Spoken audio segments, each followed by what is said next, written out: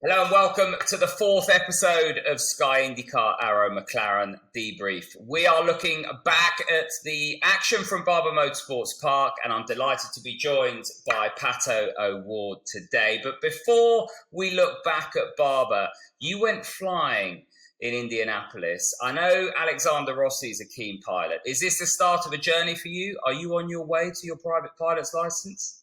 Well, it's good to be talking to you again, Tom. I've had the itch to do it. I haven't fully decided yet, but do I want to do it? Yes, I want to do it. I need to find when maybe is the best time for me, probably in the off season, because it's a lot of hours that you have to put into it. But man, I found it very similar to scuba diving. So I recently got certified in scuba diving, and I've loved it since the start. And obviously, it's very different being in the water or being in the air. But I guess the peacefulness that you feel, like you're alone. You're just in a plane. You're flying a plane. When you're down in the water, you're just you're chilling by yourself. You can't really talk to anybody. So I don't know. I felt like it kind of gave me that same feeling, I guess. So I'd love to. And has Alexander given you any tips? Well, he says it's easy, but it's not easy. I think the hardest part is all the codes that you have to learn. You have to be on it. Yeah, there's a bit of maths and a bit of learning. Right, let's look back to Barber Motorsports Park. You were unwell into the run-up to that weekend. How are you feeling now? Good, man. I mean, it was a very solid points weekend for us. We qualified really well. We were, I don't know if we were the only Chevy, but one of the only ones to do two-stopper. We were fighting four very fast Hondas the whole race. And, well, it ultimately ended up not being the strategy to be on. The yellow came out, and with how IndyCar decided to throw it, it helped McLaughlin and Will a lot, which I kind of felt bad for Roman. But anyways, I was happy with the weekend. I was happy with the points, and it's another weekend that we've arrived with, being one of the contenders. And that should make all of us proud at Arrow McLaren with how we've started the year so far. And I mean, month of May is here.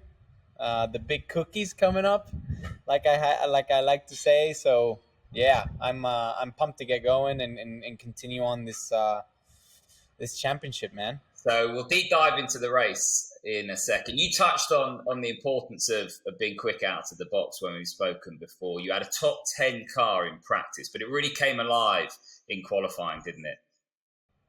Yeah, so we started the weekend not bad, but we weren't like where we like to be, and it wasn't up until, well, not until qualifying, to be honest. Like my true pace in even practice two was, we were ninth, and that was the maximum I had. I used one more set of tires than pretty much everybody in the grid, to try and get a balance check, and we couldn't go any faster, and I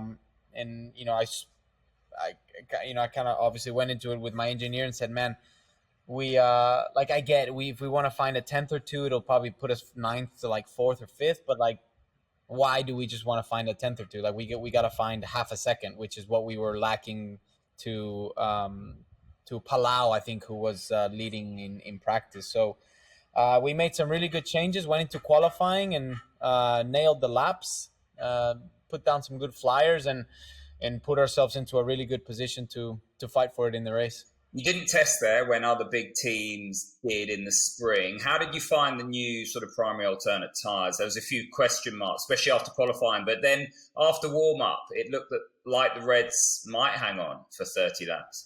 Yeah. So they surprisingly they hung on a bit better than what they did in 21, which Firestone had told us that it was a 21 compound. Would we have done something different? I think the Penske's knew something that the rest of us didn't, because they all started on primes and then went to reds. So definitely something, after the race where I was like, we got to look into that. Why did they know that we didn't, So And But they committed to the three stopper, all of them, very, very early on. So they were nailed on. That wasn't something that they quickly yeah, adapted. yeah. So I think, yeah, obviously when you look back at it now, it's like, yeah, we could have missed it here and there, but ultimately, I think we overachieved in what we were playing with in terms of, in just the tools that we had in order to maximize the result. I think we did a really, really good job. The team firsthand gave me a great car, and the guys in the pits were awesome, which ultimately gave us the chance to make the our fellow Ganassi competitors a bit more of a pain for them, I guess. Yeah, you certainly were a thorn in their side. It was a two or three stopper. Three stoppers never won there, but it did obviously at the weekend. When did you decide on the two stopper, and was there anything that was going to change your mind? How close were you to a three stopper? We were very close to a three stopper. If I would have been able to get by Palau and Grosjean in the start, we were going to commit to a three stopper. But then they were pushing fairly hard. I said I'm gonna destroy my tires trying to get by these guys, and I'm gonna burn too much fuel. So I just kind of had to settle in for the pace and stay there. Which ultimately, even if we had done that, we could have still done the three stopper. But no, you can't guess it all, right? Like it's tough. Hindsight's a wonderful thing, especially in IndyCar. I always say it's a game of snakes and ladders. So sometimes you land on a ladder, sometimes you land. Yeah. Sometimes you'll be on the good side, sometimes you'll be on the bad side. We've been on the sad party and the happy party. So Yeah. yeah. And it won't change. And that's why we love IndyCar racing. Talking about Palou, you had a really good battle with him at the start, wheel to wheel, and then settled in behind him. He had a long, hard nibble at Romain Grosjean. You settled into that sort of two-stopper, protecting the tyres quite early. Were you surprised to see him, how busy he was behind Grosjean for so long? I think he knew that he had the pace if he was able to kind of get in front of Grosjean, but Grosjean also had a lot of pace. So I think, did I think he was going to get by him easily? No. I thought that he was gonna push him a little bit more, but I think he settled in after a couple tries and just said, "Well," just kind of started doing what I was doing, and yeah, I mean, I thought there were some really good battles on track. It wasn't too bad because I mean, I had full fuel, I had a new set of tires, but the guys in front of me weren't really under in pace too much, and they were pitting within I think 3 or 4 laps, so it really wasn't much of a I guess a penalty. Our biggest penalty was just how much lifting coasting we had to do in order to get the fuel number. You had a great battle with Palou, but in terms of the bigger picture, we were watching the strategies play out, so it was really exciting from a fan's perspective. But you touched on after the race hitting a big fuel number. What's that like from a driver's perspective? Is it boring, or are you just resigned to the fact that that's what it is, and it might come good at the end? I mean, it definitely kind of forces you to do what you're not designed to do. You're really driving under the limit, and really you're just not pushing. You're more kind of driving to a fuel number, right? And well, when you've got somebody behind you with more fuel, and you have to hit a bigger number than they do, it's freaking miserable if you want to try and keep the position. And that was us the whole third stint. And it was a bit like that at Long Beach as well. And wear a Chevy. Oh yeah, Long Beach. No, Long Beach is like, I mean, forget about it. Long Beach, Long Beach was like horrible. Yeah, but Barber, we had a position a positioning worth fighting for. In Long Beach, we were already at the back. Yeah, it was tough. Right, physical side of Barber. That you were ill in the run up to the week. Were there any effects from that? Because the drivers always talk about Barber being, arguably the most physical race of the So calendar. for me, not a lot of people know. So earlier in the week, I was food poisoned on Wednesday of race week, and well, I got to the point where I couldn't really walk, and Thursday I had to delay my arrival to Barber until Friday morning. Thursday I got a bunch of IVs and shots to kind of feel alive a little bit more. Got there on Friday and started feeling a little bit better. Woke up Saturday feeling better. So it already was, it's like you go into the weekend like this is arguably the most physical track out of the whole season.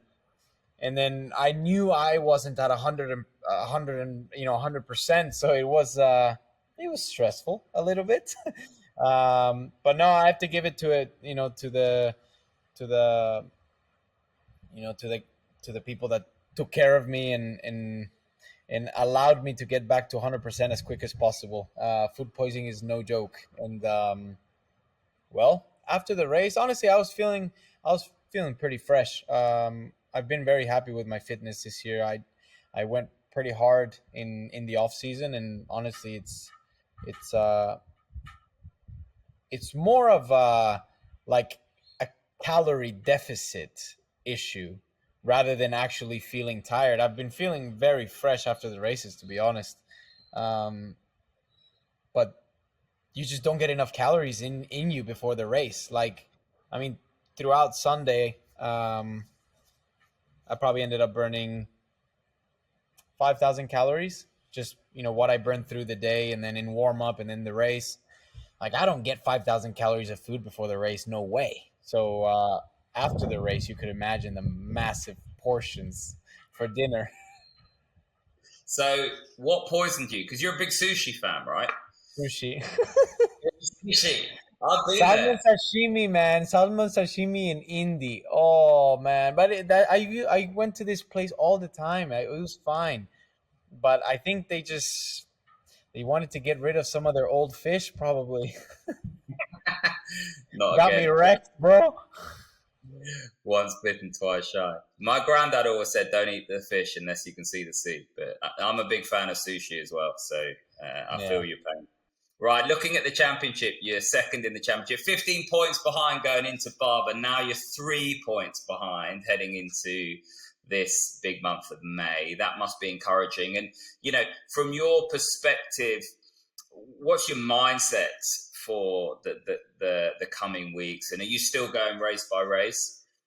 Yeah, I mean the approach. I'm not gonna change the approach one bit. I think we've done a phenomenal job so far. Obviously, you know, just like anybody, I can make a mistake, and I did in Long Beach. That's nothing that I've tried to hide, or nothing that I've not agreed to. I completely, kind of blindsided myself there, and just ended up being disappointed with what I ended up doing, because it really, I don't know, it just wasn't me. So that's out of the way. And yeah, the approach is not really, it's not gonna change. I mean, even if we had a points day there in Long Beach, I mean, we were freaking fast. Like, we've been there every single weekend. So the approach is, it won't change one bit, and we're still going into every single weekend wanting to win it. And your feelings going into the road course. Didn't it rain there last year? It was Yeah, horrendous, right? honestly, I hope it's a crazy race like that this year again. I thought that was so fun. Like, I was having so much fun until, well, 8 minutes to go, and we're leading, and they didn't pit me, and I was on slicks with a freaking wet track. And you couldn't see anything either. But for Barber, in case it rained, you've got new parts on the front of the car, new vanes, haven't you, that hopefully change how the visibility is for you. Oh yeah, we haven't had a chance to try it, but probably will be better. But honestly, I really don't think it's that. The way that the water gets through the windshield is fine. The problem is the rooster tail. You can't stop rooster tails. Like, that comes with the open wheel race cars, because of, the massive wings. It's just something you got to deal with forever. And it's like a fog, right? It's a film. It's not really water. It's Yeah. yeah, that's hard. Well, listen, Pato, you've been a wonderful guest as always. When you head back to Indianapolis, stay away from the sushi, but you can catch Pato, Arrow McLaren, and the whole IndyCar paddock racing again on it's the 13th of May, isn't it? Yeah, so in a couple of weeks. And Oh then, yeah, of course, next weekend. Let's get going. it's the big one, the 107th running of the Indianapolis 500. All those races live for you on Sky IndyCar. So please stay tuned. And Pato, we wish you the very best of luck. Thank you, guys.